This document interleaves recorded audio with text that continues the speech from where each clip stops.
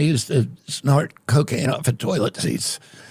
Antes de ir a la parte seria del video, bueno, quería colocarles ese video, ni siquiera lo quise doblar para evitar el famoso. Él no dijo eso. Ese señor que acaban de ustedes ver ahí en pantalla es el secretario de Salud de los Estados Unidos, el hombre encargado de proteger la salud de 330 millones de personas, y acaba de decirle al mundo con toda la calma, con toda la naturalidad del caso, que no le tiene miedo a los gérmenes, porque solía snifar cocaína de los asientos de los inodoros.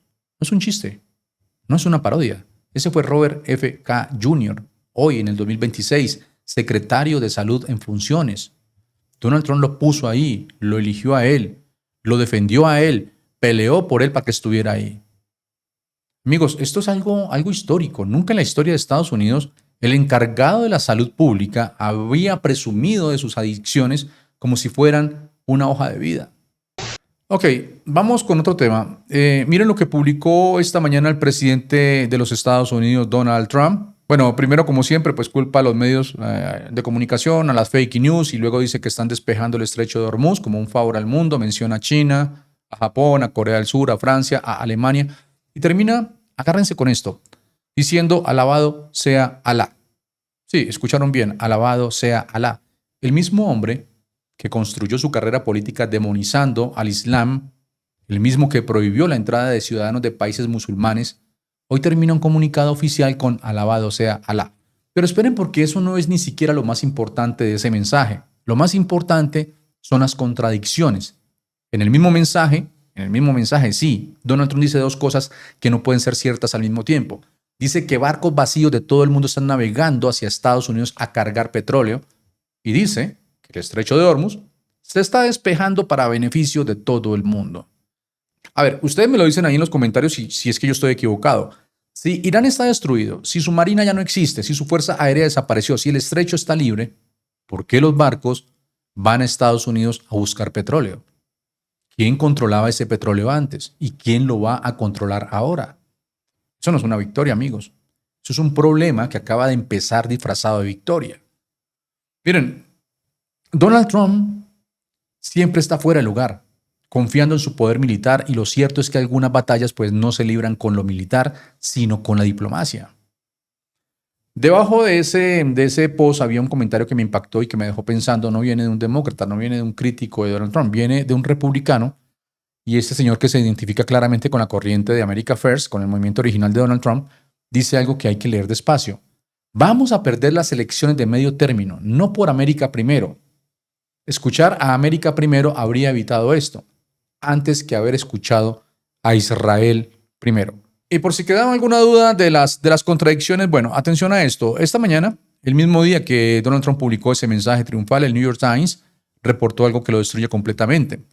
Irán sembró tantas minas marinas en el estrecho de Hormuz que ni ellos mismos saben dónde están todas. No pueden retirarlas, no pueden encontrarlas. Entonces, el estrecho que Donald Trump dice que está despejado, o que está despejando como un favor al mundo, es en realidad un campo minado, donde cualquier barco petrolero de China, de Japón, de Corea del Sur, de Francia, de todos los que él mencionó, puede explotar en cualquier momento. Y atención a esto otro, porque mientras Donald Trump celebraba esta mañana en sus redes sociales, el New York Times también otra vez publicó algo que cambia todo el panorama. China le está mandando misiles a Irán. No lo dice el New York Times, lo dicen funcionarios de inteligencia de los Estados Unidos.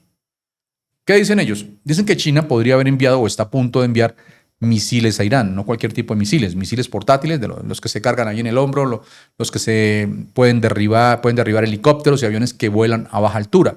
Aviones como los que están usando los militares estadounidenses y los militares israelíes en este conflicto. Pero eso no es todo. China, según el informe, está permitiendo que sus empresas le vendan a Irán químicos, combustibles y componentes que se usan directamente en la producción militar. Y Rusia, para no quedarse atrás, pues le está pasando a Irán imágenes satelitales en tiempo real. Eso ya lo habíamos dicho en un video anterior. ¿Para qué? Pues para que puedan apuntar mejor a barcos, a instalaciones militares y a instalaciones diplomáticas de Estados Unidos en todo Medio Oriente. Amigos, esto ya no es una guerra entre Estados Unidos e Irán. Esto es Estados Unidos peleando contra Irán, mientras China y Rusia le recargan el fusil al enemigo. Ahora bien, ¿qué dice China públicamente? Bueno, su portavoz, pues obviamente sale y dice con toda la calma del mundo, dice: China jamás ha proporcionado armas a ninguna de las partes en conflicto. Somos una gran potencia responsable. Instamos a Estados Unidos a que no haga acusaciones infundadas. Pero aquí viene un detalle importantísimo. China compra el 90% del petróleo que Irán exporta. El 90%. Es decir, sin China, Irán no tiene ingresos. Sin China, Irán no tiene presupuesto militar. Sin China, Irán no puede pagar sus misiles, sus drones, sus grupos armados en toda la región. En otras palabras, China no es un espectador de esta guerra, como no lo quieren hacer ver. China es el patrocinador silencioso de esta guerra. Y ahora viene la parte que me dejó sin palabras. Donald Trump tiene programado viajar a China el próximo mes a reunirse ahí con el presidente Xi, a hablar de comercio, de tecnología y obviamente a hablar de aranceles. El mismo Xi que según la inteligencia de Estados Unidos está mandándole misiles a Irán para que le apunte con ellos a soldados estadounidenses. Es decir, Donald Trump se sentará a la mesa con alguien que te está apuñalando por la espalda. Quería compartir esto que me encontré en Facebook. Creo que es un periodista mexicano, lo publicó y no me pudo parecer más exacto a este momento.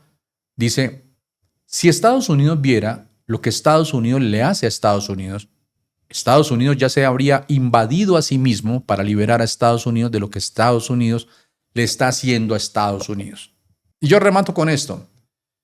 Estados Unidos ha invadido países enteros con menos justificación que la que tiene hoy para mirarse al espejo. Irak, Libia, Panamá, Granada, Vietnam. Siempre con el mismo cuento. Vamos a liberar al pueblo. Y hoy, ¿quién libera al pueblo estadounidense de sus propios líderes? ¿Quién lo libera de un secretario de salud que se ufana de haber esnifado cocaína en baños públicos? ¿Quién lo libera de un secretario de defensa, Pete Hegseth, al que sus propios compañeros de Fox News no querían cerca porque no podía controlar su relación con el alcohol? El hombre que hoy maneja el ejército más poderoso del mundo. ¿Quién lo libera de Kash Patel, director del FBI, que usa dinero de los contribuyentes para pagarle seguridad personal a su novia mientras da fiestas con fondos públicos? Y mi favorito. ¿Quién lo libera? De Stephen Miller, el arquitecto de la política antiinmigrante más agresiva en décadas, el hombre que ha dedicado su vida a perseguir, humillar y deportar inmigrantes, y cuyos propios abuelos llegaron a Estados Unidos como inmigrantes. Lo que viene ahora es algo a lo que, necesitan prestarle buena atención, aunque traté de organizarlo de la manera más sencilla posible. El que usted ven en pantalla es el profesor John Mearsheimer, uno de los politólogos más respetados de Estados Unidos, profesor distinguido de la Universidad de Chicago, lleva décadas estudiando por qué los países van a la guerra, cuándo tienen razón y cuándo no tienen razón. Y este hombre dice algo que hay que escuchar con cuidado, que fue Israel quien arrastró a Estados Unidos a este conflicto, que son los israelíes quienes están bloqueando el alto al fuego, y que las relaciones entre Washington y Tel Aviv van a quedar gravemente dañadas. Aquí es donde entra algo que, muchos ya saben, pero pocos dicen con esa claridad. ¿Recuerdan lo que dijo John Kerry, exsecretario de Estado? Netanyahu fue con Obama, Obama dijo que no, con Bush dijo que no, con Biden dijo que no, el único que dijo sí a lo de Netanyahu fue Donald Trump. Netanyahu quería que atacaran a Irán. No es nuevo, lo intentó con Obama, lo intentó con Bush, lo intentó con Biden, los tres le dijeron que no. ¿Por qué? Porque esos presidentes, y no estoy aquí defendiendo a ninguno de ellos, tenían a su alrededor gente con criterio, gente que podía pararse al frente del presidente y decirle, señor, esto no nos conviene.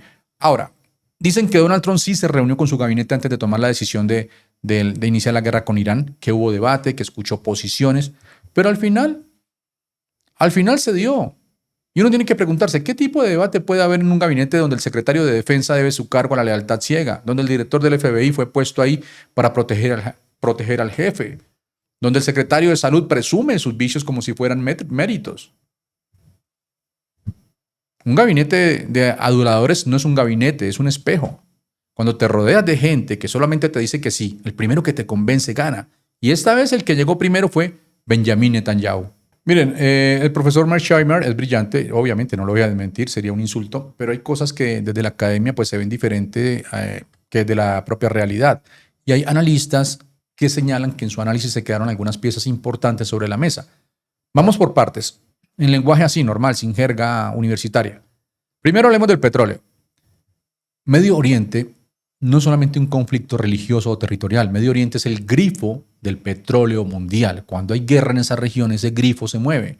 Cuando ese grifo se mueve, todo lo sentimos, en la gasolina, en el mercado, en el precio de todo lo que compramos. Ahora bien, lo que Mearsheimer no desarrolla con suficiente profundidad es esto. Esta guerra reorganizó quién controla ese grifo, quién queda cerca de la llave y quién queda afuera. Y eso no es un detalle menor.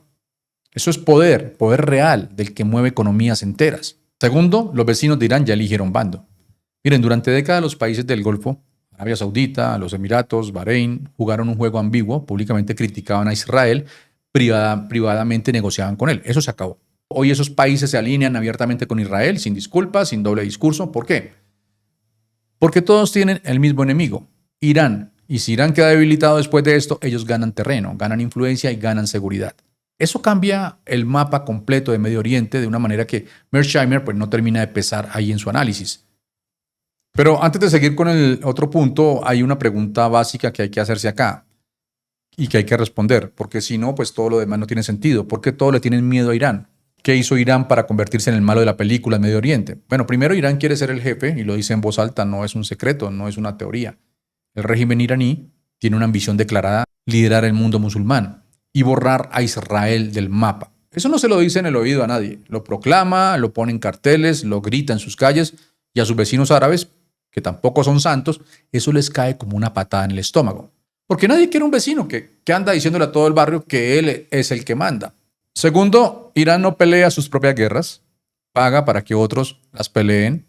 Hezbollah en Líbano, Hamas en Gaza, los Hutis en Yemen, milicias en Irak, milicias en Siria. Irán pone el dinero, pone las armas, pone el entrenamiento y después se sienta a ver el partido desde la tribuna mientras otros ponen los muertos. Y eso pues lo convierte en una amenaza permanente. Tercero, y esto es clave para entender todo lo demás, la guerra religiosa que viene de siglos. Arabia Saudita y la mayoría del Golfo son sunitas, Irán es chiita, llevan siglos peleando por quién interpreta mejor el Islam y de paso quién controla la región. O sea, no es solamente religión, es poder, es territorio y es dinero. Es como dos familias del mismo barrio que se odian desde hace generaciones y que cada vez que pueden pues tienen su agarrón. Cuarto, la bomba. Irán lleva años desarrollando capacidad nuclear. Para Israel eso no es una amenaza, es una amenaza existencial que es diferente. Una amenaza existencial es cuando el problema pues no es que te vaya mal, es que puedes dejar de existir. Y para Arabia Saudita pues tampoco es un chiste, porque si Irán tiene bomba, ellos van a querer la suya y ahí el Medio Oriente pues se convierte en algo que ninguno de nosotros quiere imaginar. Y quinto, bueno, desde 1979 Irán convirtió odiar a Estados Unidos en política de Estado.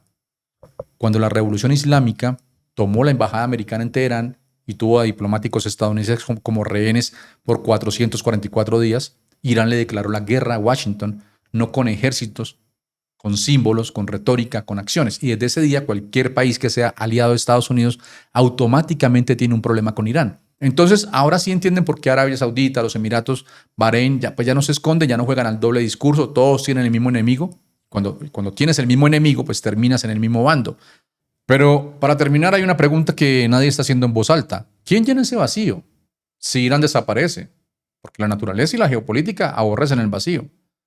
Si Irán cae, alguien entra. Y ese alguien puede ser China, puede ser Rusia, puede ser una combinación de los dos. Nos vemos en el próximo video de La Jugada Política. Si quieres apoyar, ya sabes, suscríbete, comenta, comparte, dale like. Hasta pronto. Una feliz tarde.